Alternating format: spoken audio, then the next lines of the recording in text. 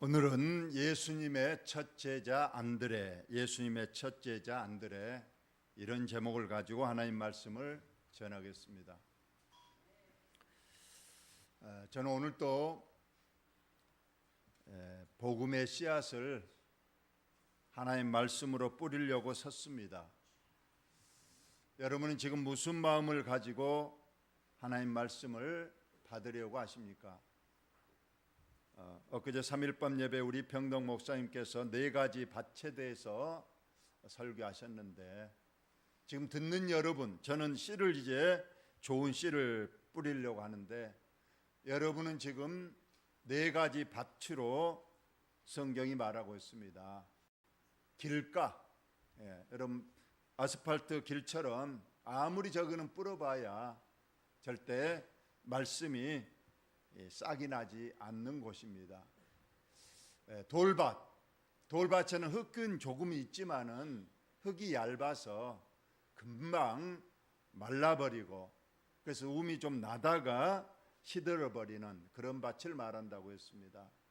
가시덤불밭, 거기에는 이제 흙이 많이 있기 때문에 싹이 올라오지만 이번에 장애물은 유해가 있습니다. 햇빛을 막아버리고 바람의 기운을 막아버림으로 싹이 온전히 결실하지 못하는 그런 밭이라고 했습니다.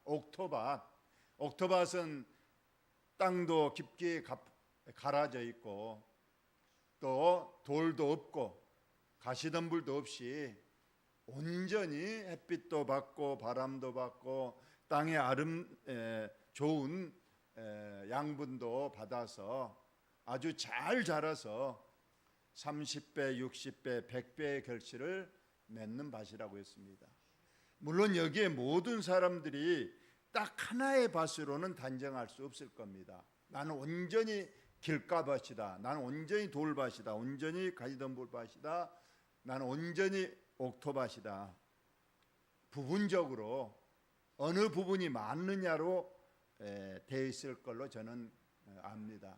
그러니까 이 시간 잠시만이라도 마음을 가다듬고 정신을 차려서 내가 하나님 말씀을 온전히 옥토밭으로 내 마음을 준비해서 말씀을 받아야겠다고 이 시간 생각하고 집중하면 말씀의 결실이 꼭 많이 맺어질 줄로 믿습니다. 오늘 주보에 보면 매일 하나의 예화를 하나씩 매주 올리고 있습니다. 눈여겨보신 분도 있지만은 또 안 읽은 분도 있겠지만, 또 저는 이것을 그렇게 또 다시 설명하진 않습니다만은 오늘 제가 잠깐 말씀을 드리겠습니다. 어느 가난한 유대인 가정에, 너무 가난해서 방이 하나예요. 근데 식구가 7명입니다. 부모 2명, 아이들이 5명, 7명입니다. 근데 방이 하나예요. 오늘같이 더운 여름날 7 식구가 단칸방에 살려면 힘들 거예요. 요즘같이 열대가 있다면 보통 일이 아닐 거예요. 그래서 그냥 짜증도 나고, 그래서 가족 간에 다툼도 많이 일어나서 아내가 도저히 이렇게는 못 살겠다 해서 남편에게 말했습니다. 우리 주위에 마을에 유명한 지혜로운 선생님이 계시니까 우리 그 선생님한테 가서 우리의 문제 해결의 답을 달라고 한번 찾아가 보자 했습니다. 그래서 아버지가 랍비, 즉 지혜로운 선생님을 찾아가서 사정 얘기를 했습니다. 우리 가정이 너무 가난해서 방이 하나인데 7 식구가 살다 보니 너무 힘듭니다.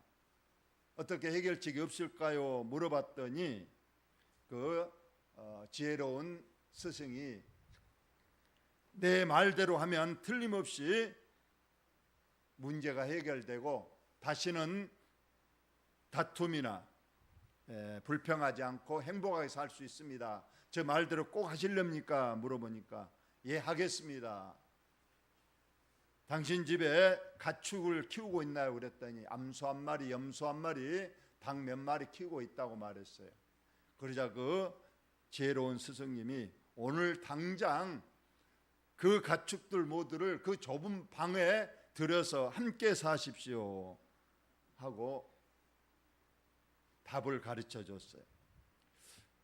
이거 도저히 이거 문제 해결이 아닌 줄 알면서도 그 아버지는 이미 약속을 했어요. 스승님의 시킨대로 하겠습니다 했기 때문에 고개를 갸우뚱거리면서 더 얼굴이 참 불평으로 집에 와서 그 단칸방에 7명이 사는데 소 한 마리 드리고 염소 한 마리 드리고 닭 드렸어요. 행복했을까요? 죽을 지경일 겁니다. 그래서 뒷날 불이 나게 쫓아가서 스승님한테 스승님 도저히 못 살겠습니다. 이전보다 더 죽을 지경입니다. 다른 방도를 가르쳐 주세요 했더니 그럼 오늘 닭만 밖으로 내보내고 소 한 마리하고 염소는 그대로 두고 또 하루 지내보시죠 했어요.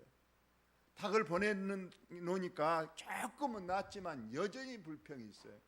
또 뒷날 찾아갔다 이번에는 염소를 내보내세요. 염소를 보내고 암소 한 마리가 있는 거예요. 그래도 얼마나 불편하게 전보다 훨씬 좀 나아졌지만은 그래도 힘들어서 뒷날 가서 도저히 안 되겠습니다. 이 가축들은 바깥에 양간에 있어야지 집에 같이 사니까 힘듭니다 하니까 스승님이 그러더래요. 이번에는 암소를 내보내고 살아보십시오 했어요. 암소를 내보냈어요. 이제 그 많던 닭도 나가고 염소도 나가고 암소도 내보내니까 그때부터 너무 천국인 거예요. 이야, 이렇게 닭만 없어도 염소만 없어도 소만 없어도 이렇게 방이 넓고 이렇게 편안한가 하고 뒷날 스님에 찾아가서 감사 얘기를 했다고 하는 얘기입니다.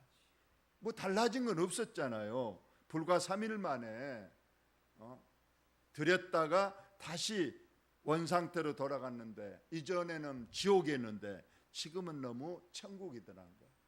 마음가짐에 달랐다는 겁니다. 저는 이 얘기를 왜 했느냐면 지난 10일 동안 우리 집에 이런 소, 염소, 닭 같은 손주들이 와가지고 10일 동안 너무 힘들겠어요.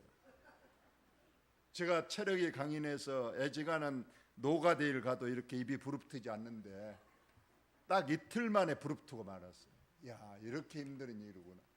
잠을 못 자게 하고 그랬더니 오늘 닭 보내고 염소 보내고 암소 보내버렸더니 그렇게 집이 넓고 깨끗하고 이제 내 활개를 치고 잠을 자니까 더위 이것은 아무것도 아니에요. 더위 이것은 이것이 천국이구나. 좀 과장된 얘기입니다만 우리가 이 여름을 어떻게 보낼 것인가. 가장 좋은 방법은 이 또한 지나가리라. 여러분 따라하십시다. 이 또한 지나가리라. 며칠 후면 시원할까요? 며칠만 참으면 됩니다. 넉넉 잡아 한 10일 보름 그 정도만 참으면 이제 우리에게 또 선선한 계절이 올 줄로 믿습니다. 믿음으로 승리하시고 기도하시면서 이 여름을 보내실 수 있기를 바랍니다. 오늘 예수님의 첫 제자 안드레에 대해서 말씀을 하겠습니다. 예수님은 12제자를 택하셔서 제자 삼았습니다. 이 12제자의 이름이 마태복음 10장과 마가복음 3장 두 군데에 기록되어 있습니다. 아는 사람도 있고 여러분 모르는 사람도 있겠지만은 예수님을 판 맨 마지막 가룟 유다도 있었고 그 중에 12명 중에서 가장 먼저 첫 번째 예수님의 제자가 된 사람이 이름이 누구라고요 오늘? 안드레입니다. 안드레가 예수님의 첫 번째 제자가 됐습니다. 이 안드레라는 이름은 남자답다, 강건하다 그런 뜻을 가지고 있고요. 지금 올림픽이 열리고 있는 프랑스, 이 프랑스 발음으로는 안드레가 바로 앙드레, 전에 유명한 디자이너 앙드레 김이 있었잖아요. 그 앙드레가 안드레의 불어의 발음입니다. 미국 영어 발음은 앤드루. 그래서 지금 미국에서 많은 앤드루의 이름을 가진 사람들이 많이 있는 것을 우리가 봅니다. 이 안드레는 그 형님이 한 분 계셨는데 바로 우리가 잘 아는 베드로입니다. 그래서 베드로와 이 안드레는 형제간입니다. 그래서 한 부모 밑에 한 가정에서 자랐습니다. 근데 이 안드레가 왜 첫 번째 예수님의 제자가 됐는가는 오늘 요한복음 1장에 나와 있습니다. 그 부분을 잠깐 보도록 하겠습니다. 이튿날 요한이 자기 제자 중 두 사람과 함께 섰다가 했는데, 여기 요한은 세례 요한을 말합니다. 세례 요한은 예수님보다 6개월 먼저 이 땅에 와서 예수님이 이 땅에 오신 메시아 그리스도 예수가 이 땅에 오실 것을 미리 세상 사람들에게 알려줘서 준비하도록 하는 사명을 띠고 왔습니다. 그런데 이 세례 요한도 제자들이 있었어요. 그 제자 오늘 두 사람이 있었는데 그 중에 한 사람이 오늘 안드레입니다. 여기 지금 처음에는 이름이 나오지 않지만 좀 이따 나옵니다. 첫 번째 세례 요한의 제자인 안드레가 이제 요한과 스승인 요한과 함께 가다가 예수님을 만났어요. 이 세례 요한이 예수님을 딱 보더니 하신 말씀이 하나님의 어린 양이로다, 이렇게 말씀했어요. 즉 저분이 온 인류의 죄를 구원하실 메시아 그리스도, 그리고 이분은 어린 양처럼 희생 제물이 되실 분이다 하고 말했어요. 그러니까 세례 요한이 예수님을 하나님의 아들이심을, 또 인류의 죄를 대속할 제물이 되실 어린 양이라고 말씀하셨습니다. 그러자 그 두 제자 그 중에 한 사람인 안드레가 그 말을 듣고 세례 요한을 떠나서 예수님께 갔습니다. 왜냐하면 더 큰 스승을 만났잖아요. 물론 이제까지는 세례 요한도 좋은 스승이었지만은 하나님의 아들 되시고 하나님 자신이신 예수님을 증언하니까 바로 안드레는 세례 요한을 떠나서 예수님을 따랐다고 했습니다. 예수님께서 돌이켜 그 따르는 것을 보시고 물어 이르시되, 예수님께서 안드레가 자기한테 와서 따르니까 그에게 물어봤습니다. 무엇을 구하느냐? 여러분, 여기에서 무엇을 구하느냐? 이것이 아주 중요한 질문이 되는 겁니다. 너는 인생 뭐하러 사느냐? 너는 인생을 뭔 목적을 가지고 사느냐는 인생 본연의 심오한 질문이 되는 겁니다. 그러자 이 안드레가 랍비여 어디 계시오니까 물었습니다. 근데 여기서 보면 좀 질문이 이상하잖아요. 너 무엇을 구하느냐? 너 인생 무엇을 바라며 무슨 목적을 가지고 사느냐고 물어봤는데, 랍비요, 랍비라는 것은 스승님입니다. 선생님 어디 계십니까? 지금 어디에 계십니까? 이런 좀 동문서답 같은 질문을 하죠. 그러나 여기 어디 계시오니까 이 말씀은 예수님 지금 사는 곳이 어디십니까? 내가 예수님이 사신 곳을 알아서 앞으로 예수님께 자주 가서 인생의 목적, 인생의 어떤 큰 뜻, 그런 것을 자주 가서 배웠고 가르침을 받고자 원합니다 하면서 예수님의 거처를 물어봤던 겁니다. 예수께서 이르시되 와서 보라. 예수님께서 자기가 사신 곳 것을 가르쳐 주면서 와서 이제 앞으로 내 제자가 돼서 내가 하는 것을 보고 가르침을 받으라고 해서 그때부터 이제 안드레가 예수님의 첫 번째 제자가 됐습니다. 그들이 가서 계신 것을 보고 예수님의 이제 집을 보고 그날 함께 거하니 때가 10시쯤 되었더라. 그때 시간 우리나라하고 6시간 차이가 났으니까 오후 4시쯤 이런 일이 있었다. 예수님의 첫 번째 제자가 되는 것은 중요하기 때문에 누가는 그 날짜와 시간까지 이렇게 기록해 놓은 것을 우리가 봅니다. 요한의 말을 듣고 예수를 따르는 두 사람 중에 하나는 시몬 베드로 형제 안드레라.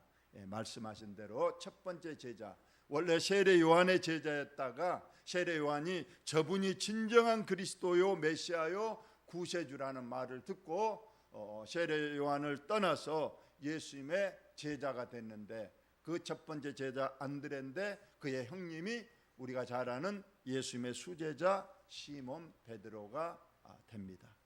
그러니까 이때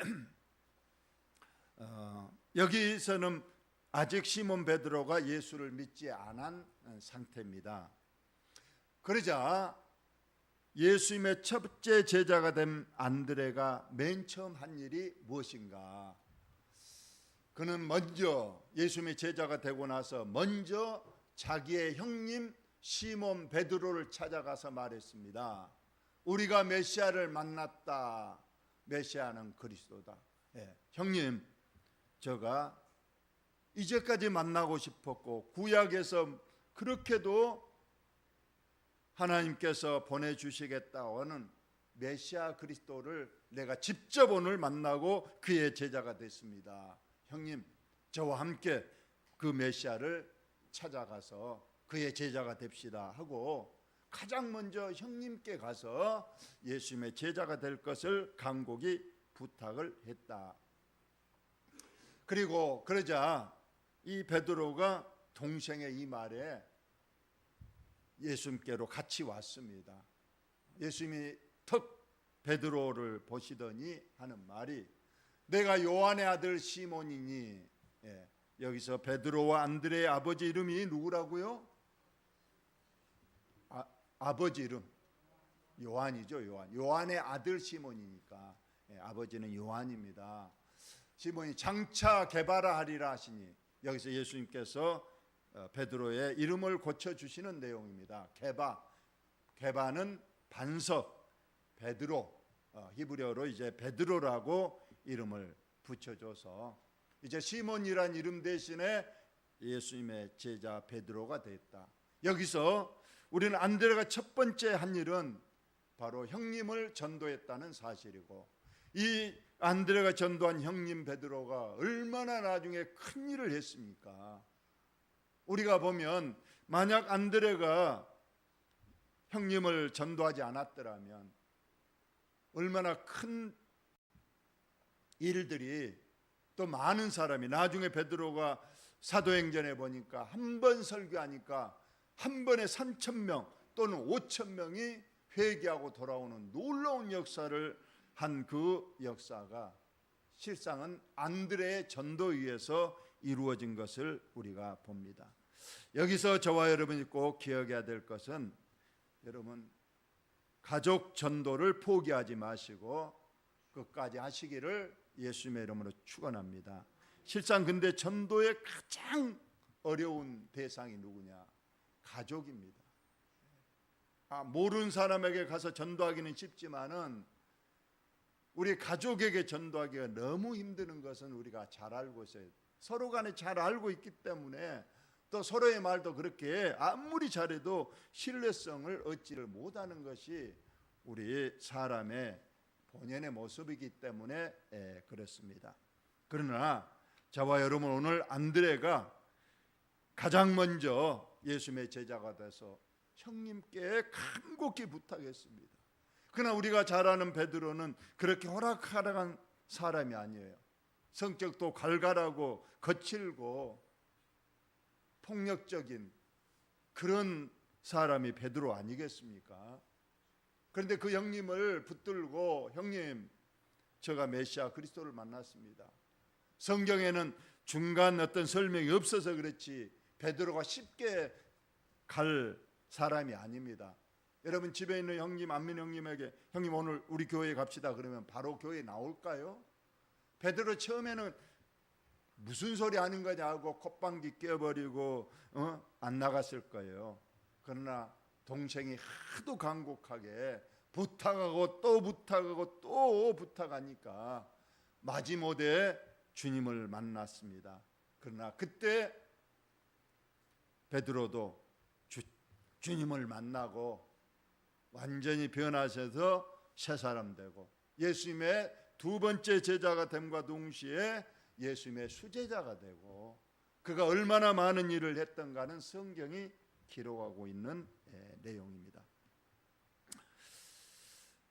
저와 여러분이 꼭 지금부터 가족 전도에 꼭 마음을 써주시기를 바랍니다. 멀리 가지 못해도 우리 자녀, 우리 부모, 우리 형제만큼 내가 먼저 꼭 전도해야 되겠다. 어떤 마음씨 좋은 부자가 식당에서 식사를 하고 있어요. 추운 겨울날 부자가. 근데 그때 그 식당 바깥에 추운데 한겨울에 눈이 펄펄 내리는데 그 유리창에 한 어린아이가 들여다보면서 얼굴 대면서 그 부자를 쳐다보고 있는 거예요. 이 마음씨가 좋은 부자여서 얼른 그 어린애를 식당 안으로 데려와서 춥지 배고프지 하면서 난로가에 딱 앉히고 맛있는 음식을 시켜서 많이 먹어, 더 먹고 싶으면 더 해줄 테니까 많이 먹어 그랬더니 이 어린아이가 음식은 먹지 않고 자꾸 바깥을 쳐다보더라는 거예요. 그래서 왜 그러니 왜 안 먹니 그러니까 밖에 형님이 있어요. 밖에 형님이 있어요 그러더라는 거예요.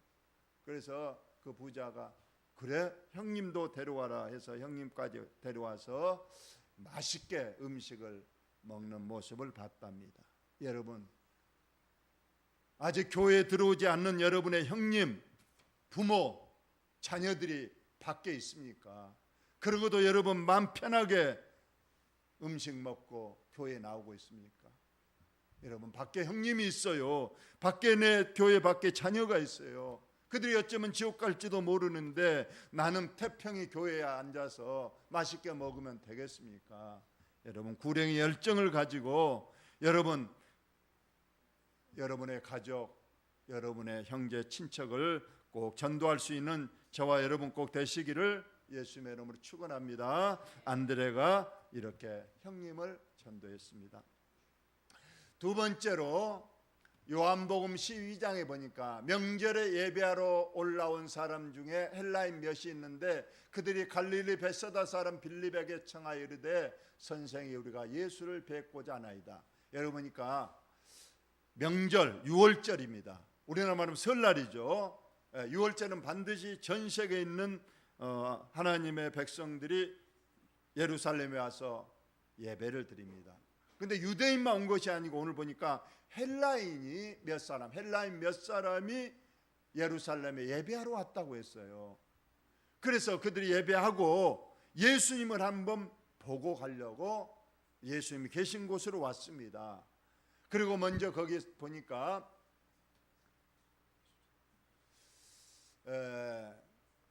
그들이 갈릴리 사람 벳세다 사람 빌립에게 청하여 이르되, 자 먼저 빌립에게 갔습니다. 예수님의 제자 중에 빌립이 이제 세 번째 제자가 된 사람인데 빌립에 가서 청하여 이르되 선생이여 우리가 예수를 뵙고자 합니다. 이 헬라인들이 빌립에게 와서 우리가 예수님을 좀 배울 수 있도록 우리를 예수님께로 안내해 주세요 하고 빌립에게 먼저 요청을 했습니다. 그런데 빌립은 그래요 하고 바로 이 헬라인을 예수께로 인도하지 않고 누구에로 갔는가? 안드레에게 가서 말하고 안드레와 빌립이 예수께 같이 헬라인을 데려가서 예수님을 만났다. 이렇게 기록되어 있습니다. 왜 빌립이 바로 이 헬라인을 데리고 예수님께 가지 않았고 안드레에 갔는가? 이걸 통해서 우리는 안드레가 어쩌면 예수님의 비서실장, 좀 말이 이상하지만은 예수님의 비서실장 정도의 어떤 사역을 감당하고 있지 않는가. 그래서 모든 것은 이 안드레를 통해서 예수님을 가도록 했는 그런 사람인데, 오늘 헬라인, 예수님을 만나고 싶어하는 이방인도 안드레를 통해서 예수님께 가서, 이때 예수님께 이제 갔던 예수님께서 복음을 전하시고 그들이 복음을 받은 내용이 기록되어 있습니다. 마지막으로 우리가 안드레의 행적이, 아주 중요한 행적이 요한복음 6장 오병이어의 기적에서 나오고 있습니다. 예수께서 눈을 들어 큰 무리가 자기에게로 오는 걸 보시고, 예수님께서 이제 얕은 야산 들판에 계실 때 많은 무리가 예수께로 모여들었습니다. 물론 복음을 전할 목적도 있고 병을 고치기 위한 목적도 있었습니다. 그래서 그 야산에서 많은 사람들이 모여서 예수의 말씀을 들었습니다. 설교를 들었죠. 점심때가 지나고 저녁 이제 석양이 되었습니다. 그러자 많은 사람들이 배를 고파했고 이제는 설교를 끝내고 집으로 돌아가야 되는데, 집에까지 가면 하루 종일 탈탈 굶는 그 모습. 그래서 예수님께서 그때 말씀하셨어요. 이들을 굶겨 보내서는 안 되겠다 해서 먼저 빌립에게 말했습니다. 예수님께서 우리가 어디서 떡을 사서 이 사람들을 먹이겠느냐 하시니, 이 많은 사람들에게 떡을 먹어서 보내야 되겠는데 어디서 떡을 사서 이 사람을 먹이겠느냐고 빌립에게 물어봤어요. 그런데 이렇게 물어본 이유가 있었습니다. 자, 다 같이 한번 읽어봅시다. 시작. 이렇게 말씀하시면 친히 어떻게 하실지를 아시고 빌립을 시험코자 하심이라. 이런 상황에 어떻게 할 것인가를 시험하려고 빌립에게 떡을 어디서 사서 이 사람 먹이겠냐고 물어봤다는 거예요. 이런 믿음의 시험을 합니다. 근데 이때 빌립은 뭐라고 대답했는가 한번 봅시다. 시험하고자 하는데 과연 빌립은 그 시험에 합격하는 답을 했는가?